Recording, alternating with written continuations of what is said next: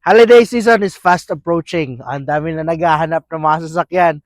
Naalala nyo yung Mitsubishi Mirage na 2018? Ito, meron na agad sa atin nag-request na ma-video. Kaya ito na, papakita namin sa inyo. Presenting to you, the Mitsubishi Mirage 2018 model. Automatic ito tsaka GLS variant. Tara, silipin natin.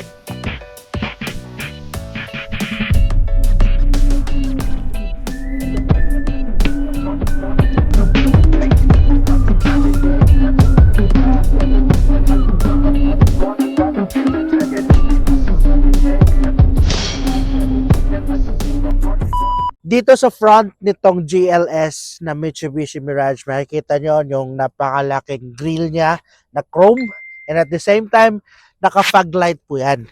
Ito meron siyang aftermarket na signal light. Ito po, nilagay po yan na aftermarket na signal light. Pero ito kasi dati na talaga yung fog light niya. So, mas nakadagdag to ng forma na signal light niya. And also, sa headlight niya, ayan, napakaganda pa.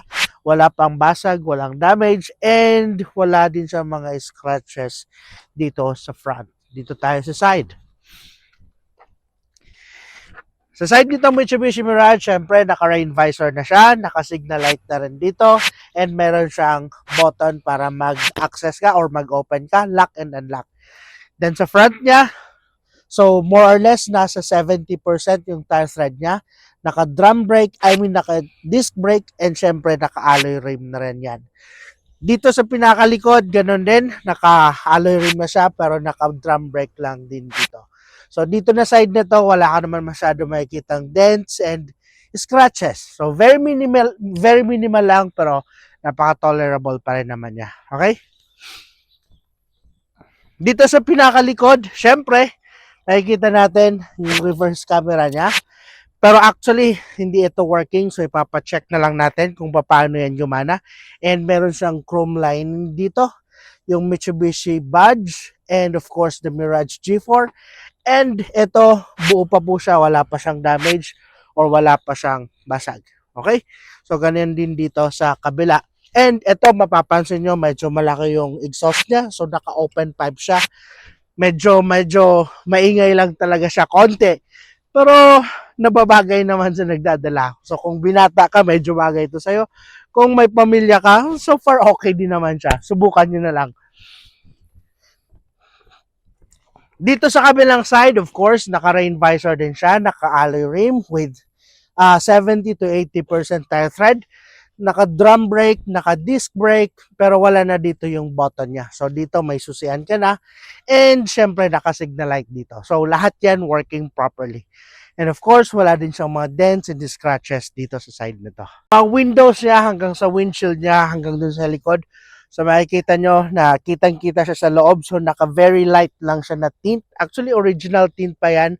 Very light lang siya, kaya kitang-kita mo yung loob. At napaganda naman kasi nga naka-beige interior din siya. So, kita mo na malinis yung interior. So, pakita ko sa inyo. Tara!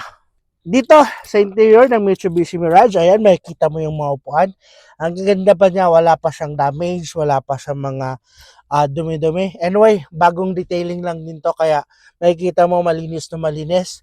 And mattings niya, original pa po yan, pero wala yung pangibabaw niya na mattings na iwan sa car wash.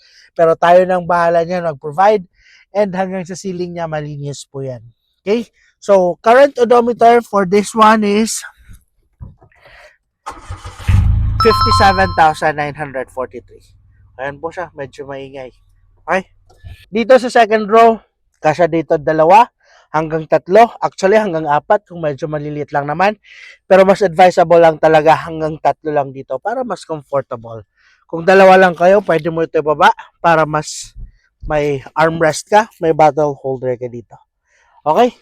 So sa mga pinto niya, of course, made of hard plastic po yan. Ito, hanggang itong beige niya, pero meron siyang chrome handle dito. Okay.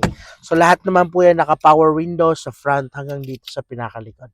Dito sa trunk niya, ayan very spacious din naman. Kasi dito, 2, 3 maleta. So kung susundo ka sa airport, kayang-kaya din. And then of course, dyan din yung reserve tire niya na more or less nasa 70% yung tire tread. Okay. Asking price namin for this one, cash price, So asking price is 400,000 and kasama na po dyan natin yung transfer of ownership and syempre mag-basic detailing pa rin tayo at magpa-final checking pa rin kung may mga ma-check kami, may mga ma-observe kami kailangan ayusin, so ipapagawa po natin yun. So maliban dyan, pwede rin po kami sa financing. So kung gusto nyo po siya ipasok sa financing, ang asking cash out namin for this one is 115,000. All in na po yan. Kasama na dyan yung processing fee, ang transfer of ownership.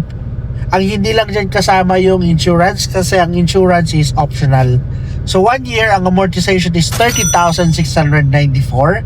For 2 years naman is 17,116. And for 3 years is 12,727.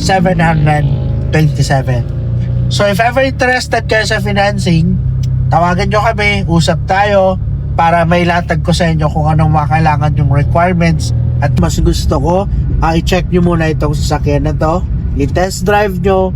Mas maganda magsama kayo ng sarili nyong mekaniko para ipa-check itong sasakyan. Kung gusto nyo ipa-scan, pwede nyo ipa-scan. Ipa-test drive, pwede nyo ipa-test drive.